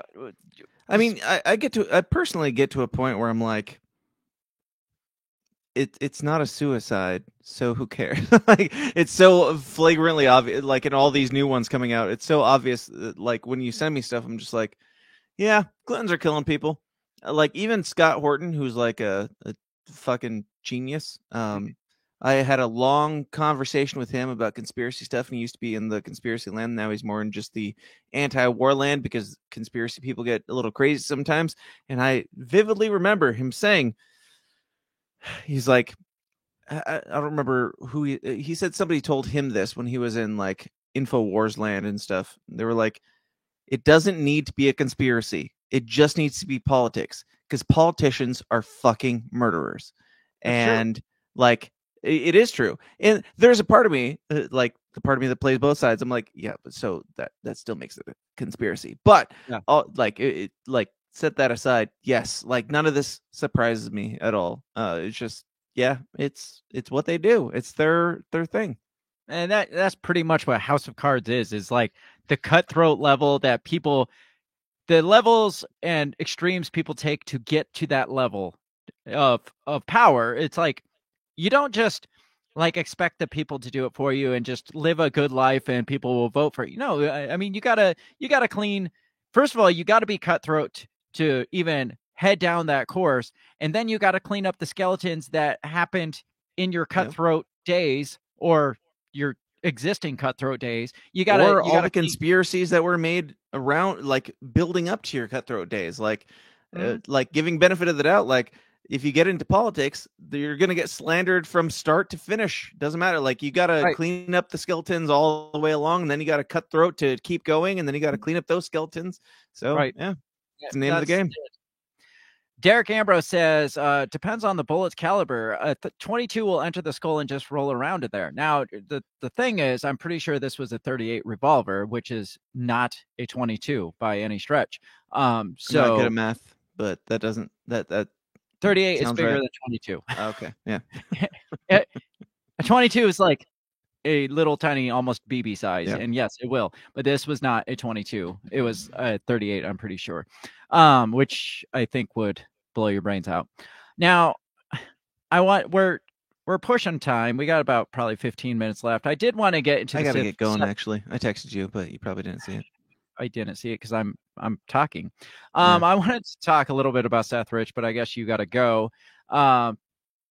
Apparently you don't know much. I assumed you know more about Seth Rich than you lead on to. I do. I know more now, certainly. And this has been enlightening.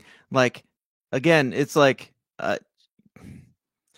I don't know, like, just there's the cynical part of my brain just accepts that this is reality now, and Right. like that has something to do with my being tainted and jaded over the years. Like even when, like you bringing up at the beginning of the episode, how I got you into conspiracy theories, I barely even remember that because like it's kind of just got glossed away because at some point digging into this stuff, you're just like, oh yeah, we're kind of fucked. Like everything's fucked, and all of this stuff is made up and whatever. So like even like the digging into conspiracy theory stuff, I'm like, I don't know. Do you even have to? Like Right. Scott Horton's right.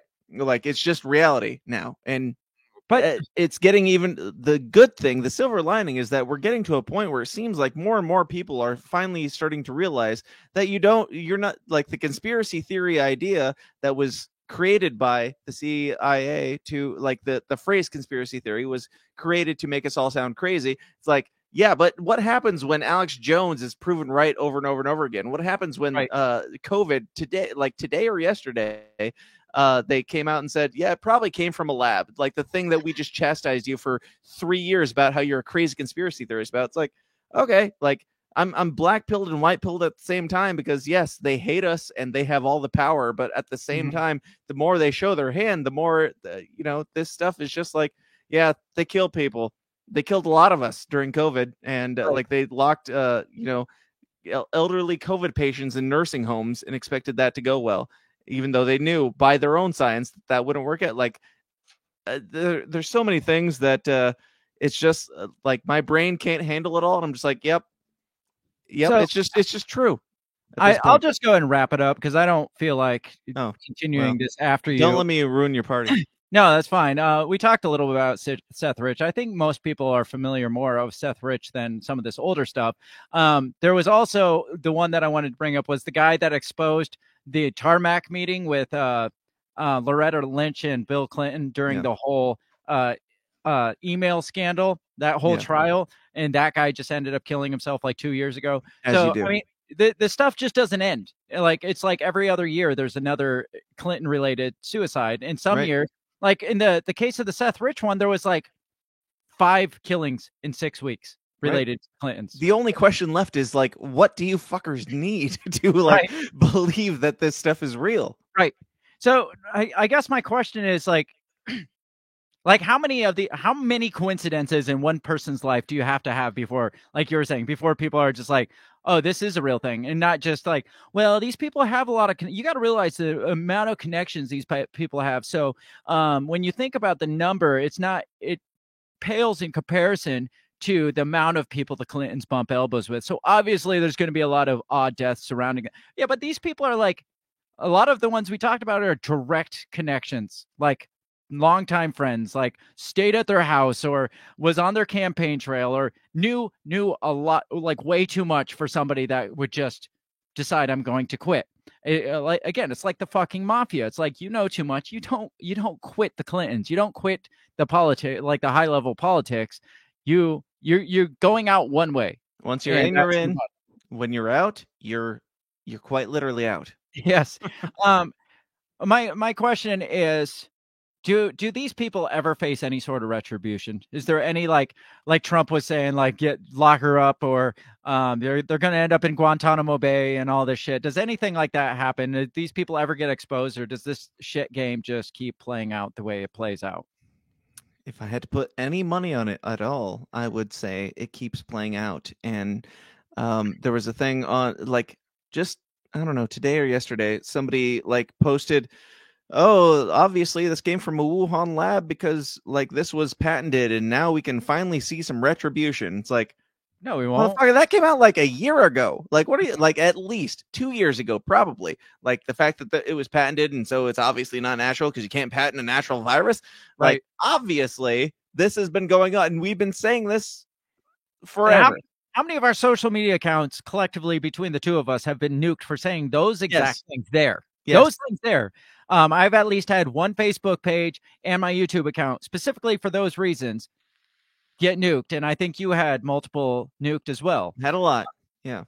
So, and that we're saying the thing that is commonplace now, and they'll backpedal and pretend like it was all fine now. And like, And they're also pushing for amnesty. We need to show amnesty to the people that were just unintelligent. Well, the people that were unintelligent were the fucking scientists that you said trust the science or you're an evil like terrorist for 2 years. So now I'm supposed to show them amnesty? No, fuck you. The same people that said we should like put these people, like literally put these people, like intern them from society, like put them in internment camps or isolate them from society, not let them like come out and mingle and like live their lives in society because they don't want to get vaccinated or they believe this or those people had no interest in amnesty a year ago. How did we get on the topic of this? But it's the same thing. It's like the people, it's all the same thing. That's the thing. Like my show started out, you were there. We talked about conspiracies, politics, and religion. Now they're all the same fucking thing. You've got the Trump supporters who are also the evangelical Christians who are supporting Trump and the QAnon stuff, and it all rolls into the same thing. And they're all getting like just played by all this stuff. And I don't know, like, do you think Donald Trump hurt our case as conspiracy theorists? As far like back and forth, I think that he helped and hurt. Like, I think even the QAnon stuff helped and hurt. Like, it woke people up to being like, oh shit, this is not what we thought it was. Like, they're not the comfortable boomers that they were once. Like, this is waking up boomers to be like, I don't trust the government. I'm like, great. Good. Now stop trusting QAnon also. And so it's like, Donald Trump, I don't know. There's still a part of me that's like, I think that he's just a braggadocious asshole who is out for himself. But at the same time, if he's out for himself and it helps us, government has never intentionally helped us. Government only helps us when it trickles down because it just happens to help us when it's helping them. They're out for themselves. They don't love you. They don't give a shit. And Donald Trump is the same.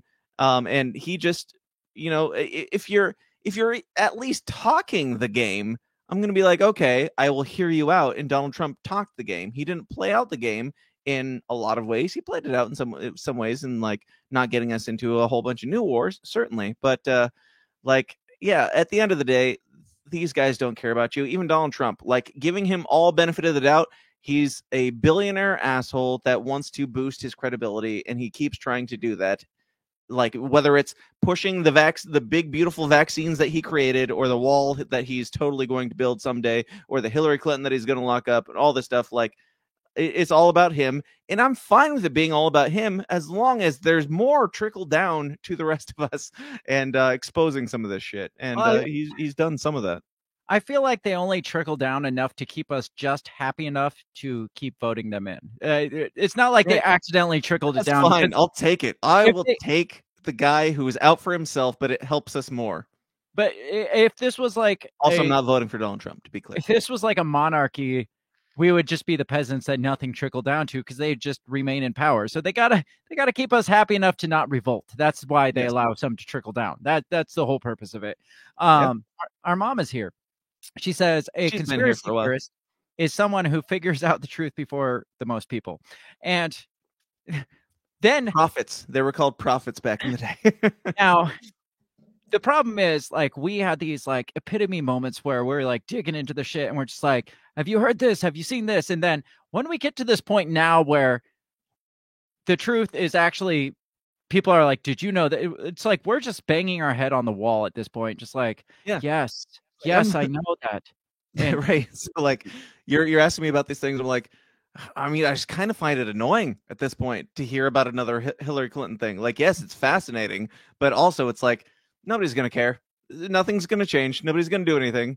I'm going to keep saying, yes, absolutely. The Clintons are killing people and the vaccines kill people. And also, you're saying this because it's my channel. Yes. And also, like, what do you do? What do you do? Legitimately. I mean, some people are just beyond saving and you just got to put them down, I guess. That's right. We need to round up all these vaccinated, like Ukraine supporting, like masked up, BLM supporting, just all the things of the day that you have to be supportive of, or you're a racist. Just round them all up and burn them in concentration camps. That obviously is not what I not would what do. you should do. Not ever. what I would do. But Not at all. I'm joking. YouTube, I'm sorry. It's not my channel. Final question. Is Hillary Clinton ramping up a comeback? I hope so. I hope with all my heart. And just bring John Fetterman out as her running mate, or Joe Biden. Same thing. I repeat myself. Yes, please. Yes, just roll out all, like, Donald Trump, I think, is stupid, and he's going to come out and do the thing that's going to work. I think that we're probably going to have Trump 2024, and I'm not happy about it. I'm happier about it than Joe Biden or Kamala Harris or Hillary Clinton. But yes, please bring out your worst. Bring out your top dogs that are all just complete scumbags with all this baggage. Yes, let's do that again and see how it goes, because it only wakes more people up. The more disenfranchised they are with the system, then great. Please give us the worst. I like it. Well, it just exposes the shit show for what it is, the circus for what it is. It's like when you bring out like the Donald Trump and the John Fettermans and the Joe Bidens, it's like you're just making it obvious that this is just idiocracy at its best. Yeah. I mean, you're not even trying anything. They used to at least be eloquent speakers to where they sounded political and they dressed political, and they even wore the fancy little lapel pin. Like I could name some inspiring things that Donald Trump said. I could name inspiring things that Barack Obama said. I could name inspiring things even that George W. Bush said, as dumb as he was. What has Joe Biden said that wasn't said already in his campaign speeches leading up to his presidency? Right. That was like nothing inspiring other than these MAGA right-wing whatevers. Like, they need to be rounded up. Come on, man. Like, it's over. Like, the whole thing, I don't know where it goes. That's the black-pilled part of me. I'm like, I don't know where this goes, but it's clearly over. I don't know how we bounce back from this at all. Donald Trump is only going to make things, like, he might make things economically better, but they'll pretend like everything is worse, and so everybody will be convinced that it's worse. I don't know how we get out of this. So what you're saying is the system is down. Seems like a good wrapping point. Dan, let us know where we can find more about you and the shit that you do. You can find me on the aptly named thesystemsdown.tv or at TSIDpod on Twitter, or wherever the System is Downs are sold. And we released earlier today, Dave Casey went out to the Rage Against the War Machine rally in DC, which was amazing. And he caught a bunch of interviews with people like Ben Swan, Ron Paul, who else? Clint Russell, Reed Coverdale, a bunch of people. It's a great episode that just came out earlier today. And I also want to give a shout out to Dave, because he's hustling lately and he's going through some things in his life right now. Dead dog. Don't want to talk about it. But he interviewed Scott Horton tonight while this was happening, and you should all go check that out immediately after following this and show Dave some love. And he will be back on my show on Wednesday to talk about. Also, Brian Nichols is joining me on Wednesday show at 2 p.m. Central Time to talk about all the things that are going on in the world today. Sure, that's a lot of things. A lot of things you got. I was still shorter than earplugs at the beginning. Gotcha. Let us know what you think about all this Clinton body count stuff. Have you dug into it at all? If you haven't, I mean, it's an interesting bedtime story. Definitely go read it. Sharon, Shannon, whatever you call yourself these days, you missed out on a good one. Let us know what you think. Check us out all over the social medias. You can find us at Break the Bell Pod or at breakthebellpod.com and find all the stuff that we do. We have are we doing the morning show tomorrow? 2 Scoops tomorrow. Is that happening? I don't know. We'll talk. All right. If I feel like it. If we feel like it. We may be doing the 2 Scoops morning show tomorrow, which is me and my brother Dan Smotz of the System is Down podcast. If you haven't met him, you've heard of him, you should check out the show then. So tentatively tomorrow at 7 a.m. we will be doing that, possibly, if we feel like it. So stand by, because if not tomorrow, then Thursday. It's always going to be one or the other, probably. It won't be Thursday because I'm out of town Thursday. So possibly tomorrow or not at all. So we'll let you know. Whenever we feel like it, and we hold firmly to that belief of whenever we feel like it. Yes. I mean, that is the one standard that we live by on both of our shows. Yes. Is that when we feel like it. Mm-hmm. Little segue or segment of the 2 Scoop show. Otherwise, nothing else. Don't hold us to anything else. Just hold us to that.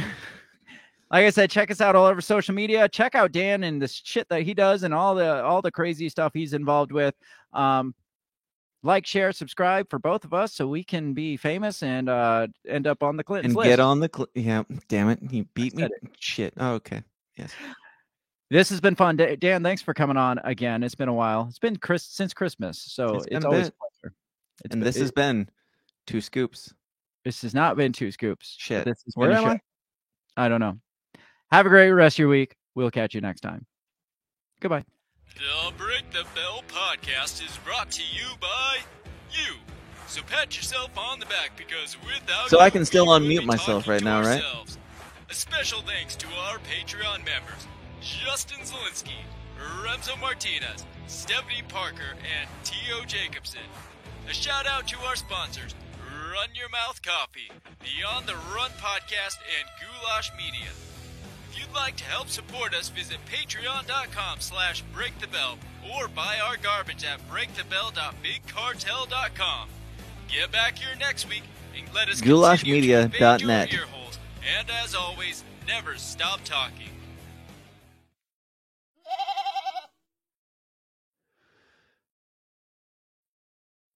God, I hate you so